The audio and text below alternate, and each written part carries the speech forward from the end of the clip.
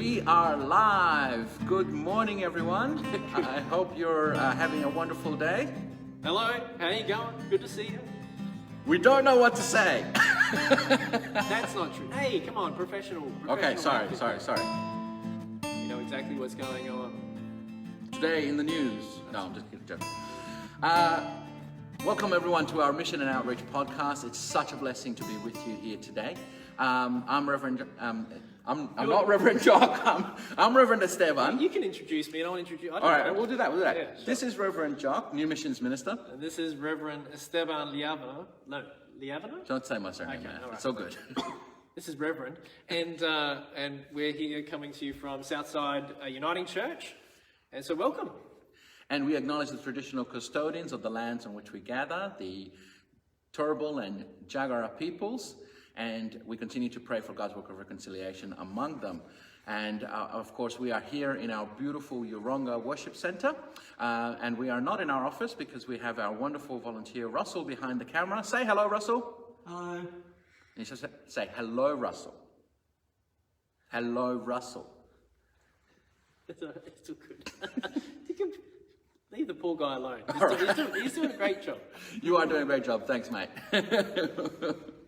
And we are in the worship center this morning so that we can all stand together because, Jock, we have gotten the new guidelines from the state government, and it says that only 2 people are allowed in our offices.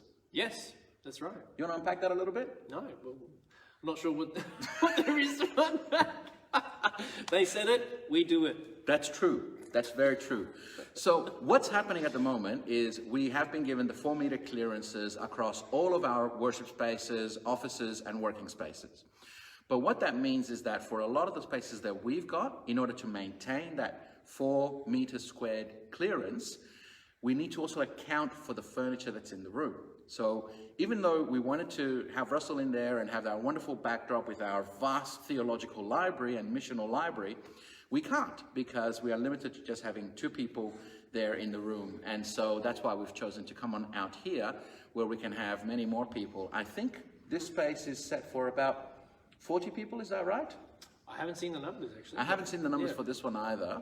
But, you know, even though we managed to get 200 something people for our combined service back in February, at this stage, we would only at best be able to get 40 people in here, or something thereabouts.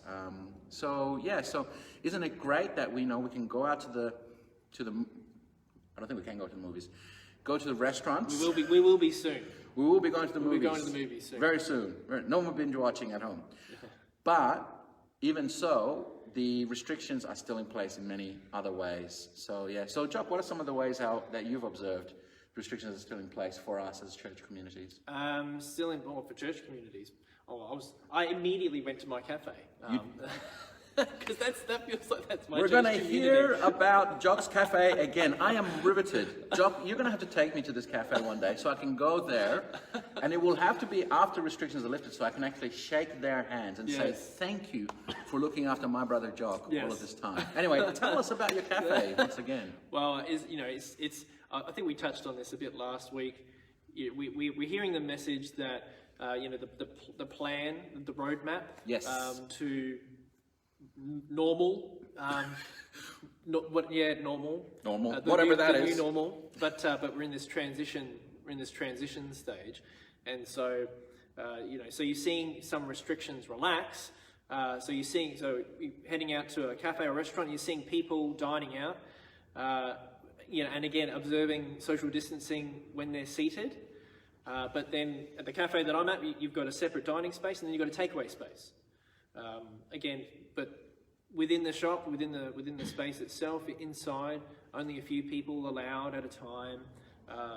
So all those things are still in place. It's just sort of, rather than, I think this is sort of the way I'm thinking about it. Rather than thinking about going back to what it was, you got to think about it as this is what it was during the COVID-19 full restrictions, and we're just adding a little bit. So we're just loosening from there, rather than thinking, we're heading back towards normal, what that used to be. That's sort of how I think about it. Yeah, for sure. Because of course there's one significant piece. We'll just let the Harley Davidson pass in the background.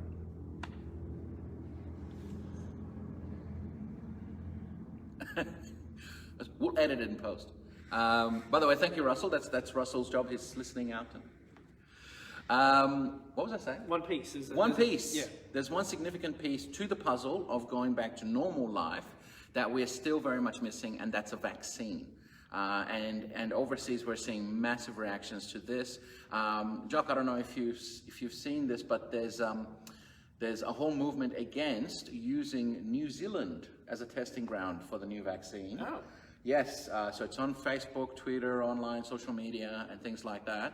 And so there is fear out there in the community that when the vaccine comes together, that there will be populations who will be targeted because of their natural isolation or because of other circumstances that are there. Okay. And we've heard, obviously, horror stories in the past of where wonderful medicines that have benefited society in general have been tested on human populations, and the subsequent side effects have been devastating for those communities. So we understand where people are coming from, but that is one of the most significant components to the jigsaw puzzle of going back to normal life that's still yet to find itself in the midst of everything that we're doing.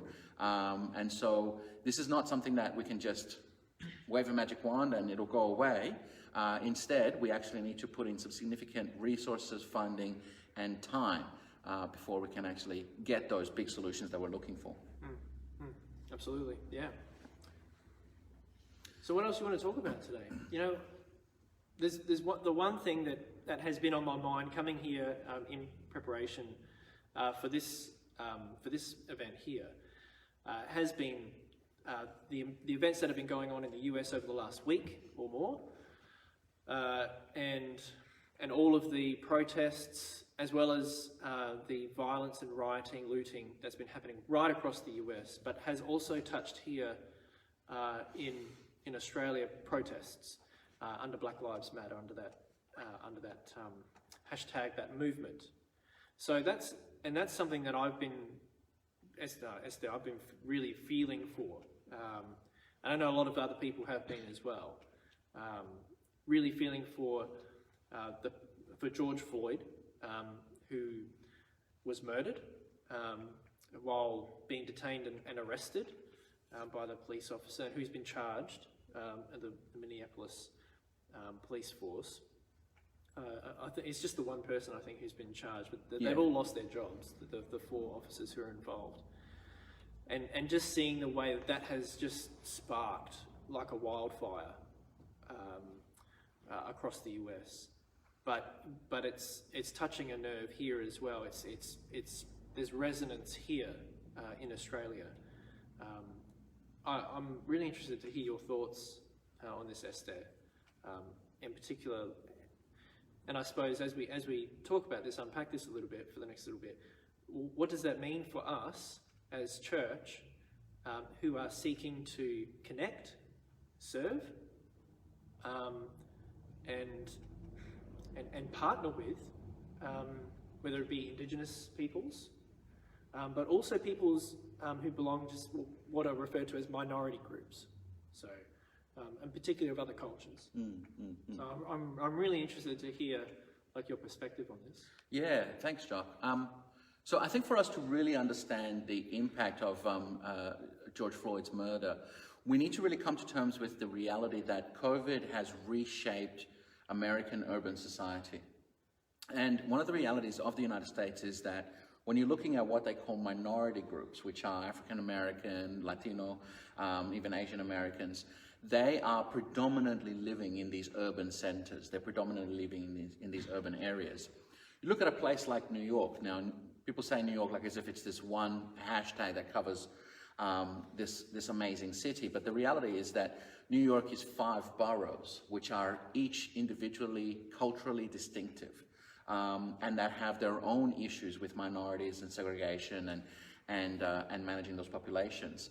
And in New York right now, the number of fatalities that have come about as a result of COVID is very much leaning towards those minority groups. Those minority groups are the ones that are being impacted and affected by this.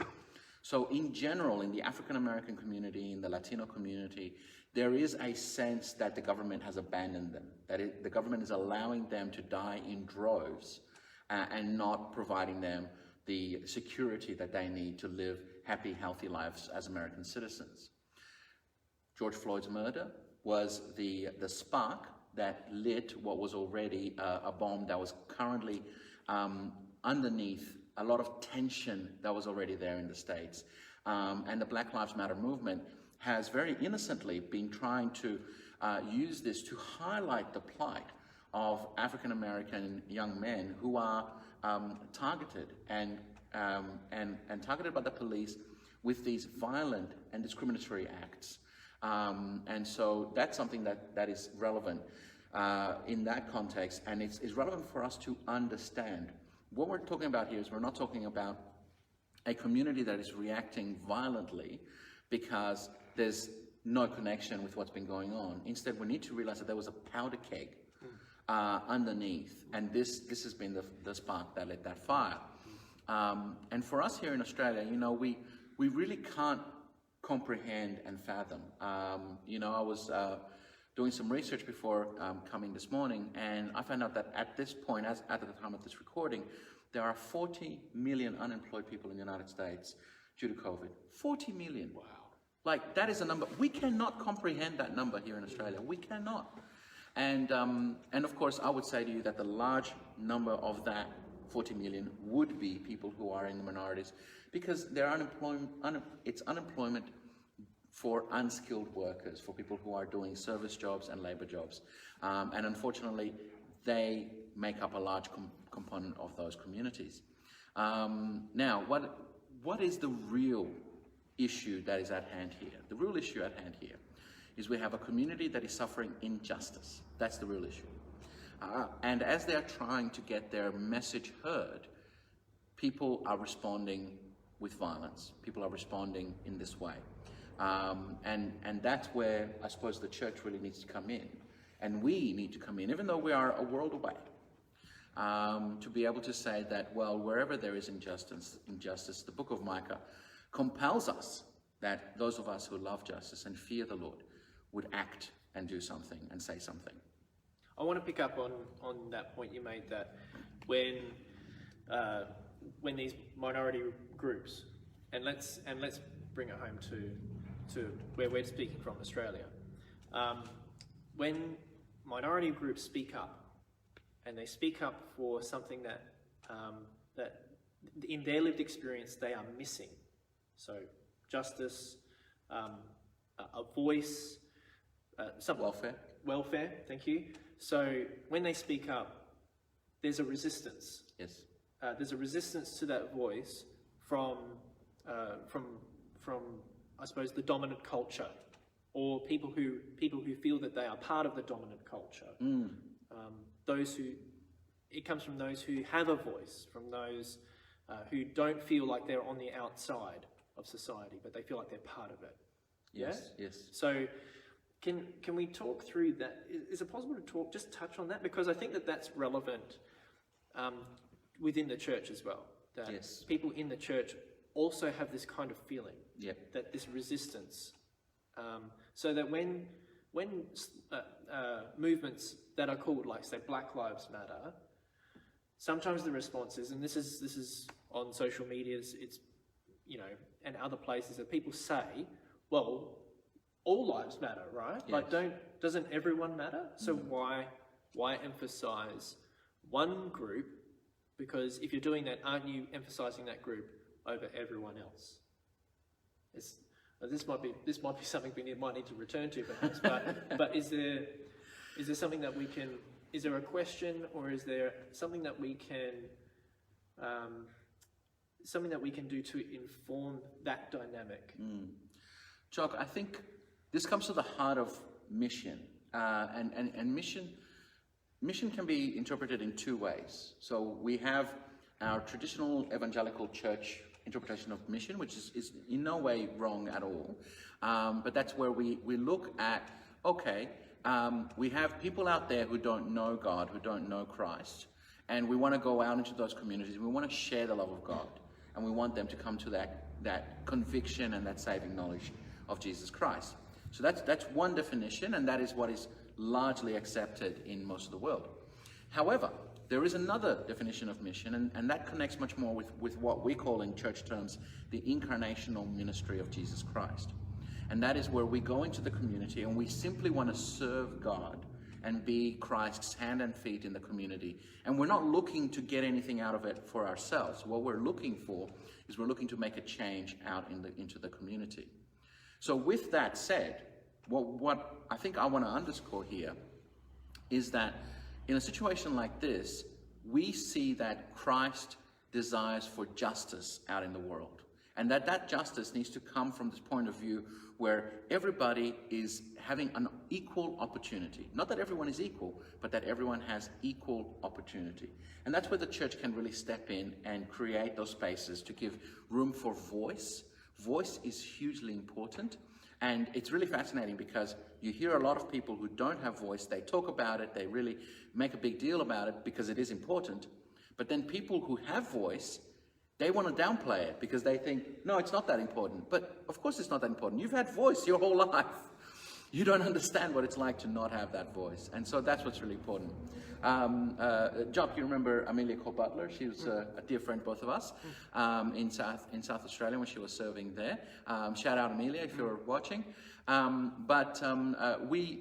ran a Building Bridges event one day. And there's this thing that they do called level playing field, where we have Building Bridges as a program, where we have CALD and Australian people together participating in this program. Should we just explain what CALD is? Sorry, yes. Familiar? So culturally and linguistically diverse. The acronym is CALD. And unfortunately, I was one of only a handful of CALD people who were participating in this one event. And it was fascinating because what they do is you start in a straight line and then they ask questions about privilege and lack of privilege. Yeah. And by the end of it, and we were mostly ministers, by the end of it, my fellow brother and sister ministers were 10 steps forwards and I was 15 steps behind. That's the reality of lack of voice. Yeah. Now, I am so blessed because I have worked through the system, I have gotten education, I have come to the place where now I have a voice and I can be heard and I can say that I have a platform right here that I can talk about. But that's not true of all the people who are suffering injustice in our nation right now. And so, yeah, in that sense, it is about the equality across the board, but it's also about recognizing that there are people for whom this injustice is impacting right now in this red hot moment, and the church has an opportunity to give voice and be heard and to lend our voices. And that's why it's so great that we can participate with groups like the Queensland Community Alliance who are working to serve for justice and to lend a voice to those who don't have a voice right now. Yeah. You've named something that it gets talked about, but I'm not sure it's clearly understood, and that's privilege. Yes. You mentioned that word privilege, and having a common starting point. And that's something that I think needs to be talked about a lot more, personally. And I think it's something that needs to be not just talked about, but communicated and understood by those who have privilege. And to recognise the privilege that, well, it starts with, individuals. So me, I recognise my privilege by virtue of the colour of my skin, the place that I'm born, not just the country that I'm born into, my parents and what they had or didn't have, a whole bunch of other things as well. There are some really great illustrations, videos that do illustrate privilege in the way that you've described, Esteban, about having a common starting point. But then when you take into account privilege, some people move forward in the race, have a different starting point, some people move back. But the finish line is the same.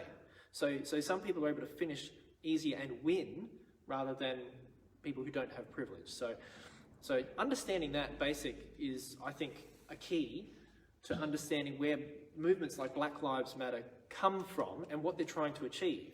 It's not saying that they matter more, they matter just as much as, but in order to lift, in order to get that sort of common denominator, that common starting point, it will mean, it will feel like, to those who have privilege, that they're losing. That's right. That's You know, right. it will feel like that. That's how it will be perceived. But it's actually making everyone having the one starting point. Exactly, exactly. And to bring it home once again, so one of the things that's happening with the Queensland Community Alliance is we're actually working with unions so that industry workers know their rights. This week I got an amazing email, which I thought I wouldn't get in all of my life, from one of the union chiefs asking to have a conversation with them over Zoom about Latino workers and understanding how Latino workers can learn about their workers' rights. Now, these guys, yes, they probably would love a few extra memberships come their way. Sure, I will acknowledge that. But there is something there that the QCA is trying to do which is fundamentally necessary and important. And that is that there's a lot of Latino workers, and I was one of them, who come over here to this country thinking that they need to operate in a system which has rules, but they don't know those rules. They don't understand how to function within them. So what the QCA has done is, in order to empower those communities, in order to give them voice, in order to level the playing field, they're identifying leaders that they can then connect with these bodies, government, union, what have you, so that then that information is getting communicated and people are able to actually exercise their rights. Yeah. And it might not seem like a big deal because, you know, most of us who have grown up in this country, we've grown up understanding, hey, your employer can't ask you to do X, Y, and Z. But not everyone knows that. And when an employer says to an employee, give me your passport, or if you do this, I will denounce you to the immigration authorities, that is crossing a line. And it's important that people who are working in Australia right now know that and understand that. And so that's a big part of where we are talking, that as a community that has decided to engage with the Queensland Community Alliance, we can get behind this and we can get behind what it means to empower our whole community. Because if our leaders get better, everyone gets better. That's awesome. That's so good. And I'm glad that found enough, because I remember the forum, yes, when that was decided upon, the assembly, sorry, for QCA. QCA, for anyone who's unfamiliar, Queensland Community Alliance, and there was an assembly just before all the restrictions and lockdown came into place. It was like one of the last major things that happened. And this was one of the key directions that was decided upon there and affirmed and got a lot of support from those who were gathered there. So I'm glad that that's happening. That's great to hear. Yeah. COVID has impacted a lot of the good work that we want to do. But as you're experiencing right now, you know, engaging with us online, we're finding many different and varied ways that we can serve the community and continue to serve the community. So I'm really happy that we could be a part of it. Yeah. So is there anything that we can maybe finish off with, or a way to conclude this particular conversation for today? I mean, who knows what the next week will bring. I kind of, I say that with trepidation. 2020, man. Yeah. So, is there something that we can say, perhaps to people who are watching this, who are maybe really feeling, either what to do, what can someone do, to show support? I mean, there's a social media movement, yes, around sort of blacking out Instagram, Facebook, and Facebook. Yep. Is that something that you think is like a worthwhile thing to do? Like, it's good because it shows solidarity, and then I mean, don't just put up a black picture. Actually, go to the Facebook download thing. There is Facebook is actually behind this. Because what that will do is that they can then track how many people are doing it worldwide, and then that gives impetus, that gives voice to say people are behind this. Okay. So that's one very simple thing that people can do, yes, of course. But I guess one of the biggest things that I don't want people to do is let's not buy in wholesale to what's happening in the media right now. We are getting flooded with so much media. We're getting information about COVID and this is happening and that is happening and riots and everything like that. And I should say that the media is coming from formal institutions, yes, but also from people yeah, publishing from their phones on YouTube or like that kind of media. Like too. us. Like us? Yeah, that's right. Sorry. Yes. Yes. So because of that, I guess I want to encourage everyone to remember that in the midst of all of that, there's a lot of information that's coming across. And sometimes you're getting the same information from a bunch of different things. And that can really affect your thinking. That can really affect your perception of what's going on. So try and limit your media consumption in this space. If you're feeling moved, if you're feeling connected with what's going on, go and try and find out who you can actually connect with to get some good information about this. There are some great media outlets out there that can feed into what you want to find out.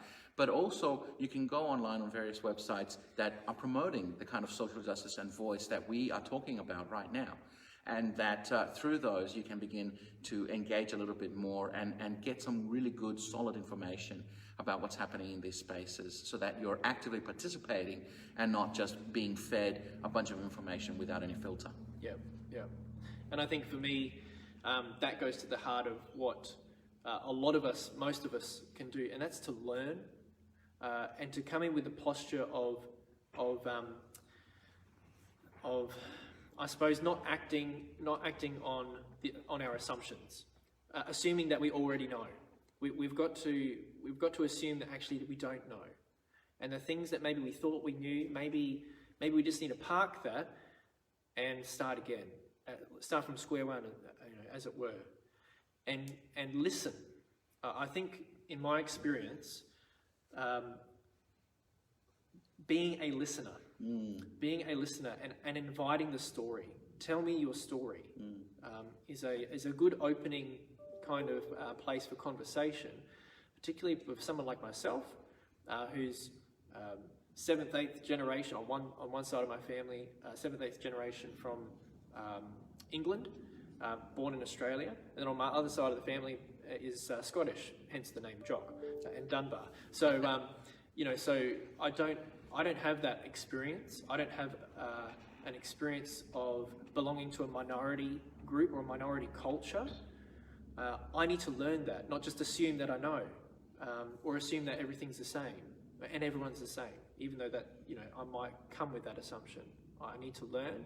I need to listen. So it's having a bit of humility, which is not an easy thing for people when you feel like you don't need it.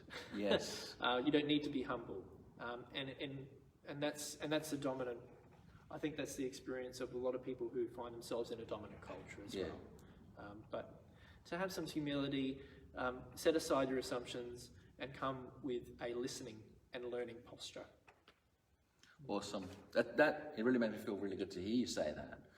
As a person who has lived in this country mostly in diaspora communities, which means immigrant communities, so much of my life, the narrative was we work really hard to get the bare essentials. And so it was education that really opened my eyes and helped me understand.